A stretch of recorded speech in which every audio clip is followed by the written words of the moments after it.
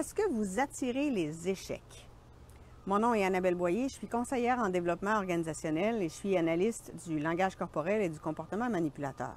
Donc, j'accompagne mes clients dans le développement de leur potentiel, dans le développement de leur entreprise ou de leur organisation. La semaine passée, je discutais avec une cliente qui me disait qu'elle, il n'y a rien qui marchait, puis qu'il n'y a rien qui se développait, puis que ça n'avait pas d'allure, puis qu'il n'y a rien qui marcherait de toute façon.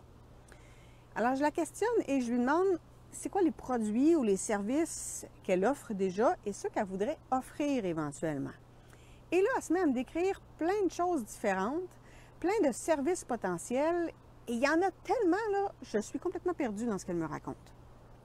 Donc, on a un manque de focus.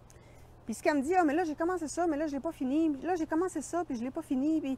mais là, j'ai lancé ça, là. Alors, finalement, elle se lance dans un paquet de choses différentes, mais elle ne termine jamais rien. Puis là, je vais faire un parallèle avec le karaté. Si je fais une session de karaté, une session de taekwondo, une session de kung fu, une session d'aïkido, je vais faire de l'initiation dans chacune des matières, mais je deviens expert en rien. Alors, quand va arriver un vrai combat, je vais avoir de la difficulté parce que je ne maîtrise rien. Il y a un manque de focus. L'idée, c'est de se lancer dans un projet et de le terminer, de le mener à terme pour, à ce moment-là, voir l'ensemble du processus. Si on est juste dans les premières étapes, on abandonne et on recommence les premières étapes, c'est un peu quelqu'un qui a une relation amoureuse qui va durer 3 mois parce que lui, ce qu'il aime, ou elle, ce qu'il aime, c'est le high du début, mais qui ne veut pas vivre la routine, qui ne veut pas vivre le fait de devoir entretenir la relation. À un moment donné, il faut dépasser ce stade-là et se rendre plus loin. Ce que la cliente me disait aussi, c'est que, par exemple, sur un projet, elle travaillait une fois de temps en temps. Il y a un principe de base en affaires, c'est que ça prend de la constance et de la persévérance. Encore une fois, c'est comme au karaté. Si je m'entraîne une fois par semaine, je n'aurai pas une grosse progression. Si je veux vraiment avoir une progression, il faut que je le fasse au moins 2 fois par semaine, idéalement 3 fois par semaine, parce qu'à ce moment-là, ma progression va être beaucoup plus rapide. Puis à ce moment-là, les techniques vont mieux se développer. C'est la même chose en affaires. Si on travaille sur un projet une fois par semaine, une fois par 2 semaines, il ne peut pas se développer tellement parce qu'il n'y a pas assez de constance et pas assez de persévérance. Puis la dernière chose que la cliente me disait, c'est là, je ne suis pas pour parler de mes affaires à mes amis, puis à ma famille, puis aux gens que je connais, là, d'un coup, qui ne sont pas d'accord puis qui n'aiment pas ça. Là, on est dans le manque de courage et dans le manque de foi en soi-même. Et le courage, c'est extrêmement important. Il ne faut jamais prendre pour acquis que les gens savent ce que l'on fait, savent ce que l'on a à offrir. Moi, il y a plein de gens qui me connaissent depuis plusieurs années et qui ne savent pas que j'écris des livres. Il y a plein de gens qui me connaissent depuis plusieurs années et qui ne savent pas que je fais de l'accompagnement de gestionnaire.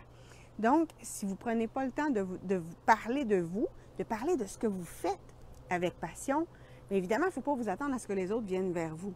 C'est à vous à sortir de votre zone de confort. Le succès est en dehors de la zone de confort. Mais si vous restez toujours dans votre petite bulle, à ne pas parler de ce que vous faites avec passion, si vous faites toujours les mêmes actions, si vous le faites de façon aléatoire, sans rien planifier, c'est Patrick Leroux qui dit souvent, vous avez des tâches, mettez-les dans votre agenda, sinon elles ne se feront pas. Le succès, ça se planifie, ça se travaille, ça s'entraîne, ça se cultive. Alors, si vous êtes continuellement dans des situations d'échec, ça veut dire qu'il faut revoir la façon de voir vos projets, de voir votre vie, et il va y avoir des changements à apporter. Pas des changements pour 2-3 jours, pas des changements pour 2-3 semaines, des changements dans votre façon de réfléchir, le rapport que vous avez avec la vie, le rapport peut-être aussi que vous avez avec l'argent.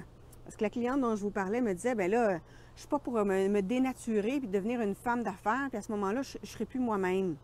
Puis là, je ne comprenais pas ce qu'elle voulait dire par dénaturer. Puis elle finit par me dire, bien là, tu sais, une femme d'affaires, là, ça fait rien que penser à l'argent, là, moi, je ne suis pas comme ça. Non, non, non, non. Une femme d'affaires, au contraire, ça voit les opportunités d'affaires. Ça pense à l'argent comme ça pense à tout le reste. L'argent est aussi important que le reste. C'est un moyen qui nous permet d'aller encore plus loin dans nos projets.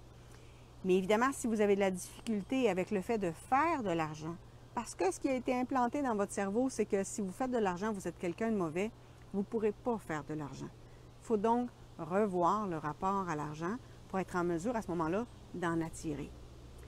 Si vous voulez plus d'informations, évidemment, vous allez en trouver sur ma chaîne YouTube, sur ma page Facebook.